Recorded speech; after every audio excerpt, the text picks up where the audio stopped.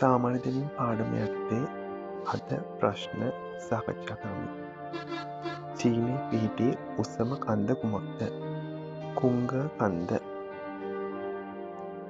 ඕස්ට්‍රේලියාවේ දිගම ගංගාව කුමක්ද? මරේ ගංගාව. ගජබාහු රජුට සිටි සුප්‍රසිද්ධ යෝධයා කවුද? නිලමහ යෝධයා. ලෝකයේ වඳුරු වර්ග කොපමණ වේද?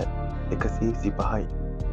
ශ්‍රී ලංකාවේ පිහිටි ආලක මන්දාව කුමක්ද? සීගිරිය. ලෝකයේ ලොකුම සීනුව පිහිටියේ කොහේද? මොස්කව් නුවර. ආසියාව සහ යුරෝපයේ වෙන්කරන කඳුවැටිය කුමක්ද? යුරල් කඳුවැටිය. බෝතලේ වලව් පරපුරකට අයත් වේද? ඩී.එස්. සේනානායක පරපුරට. සාමය සඳහා සම්බන්ධ ශාකය කුමක්ද? ඔලිව්. රෝමය අසලින් ගලා බසින ගංගාව කුමක්ද? ටයිබර්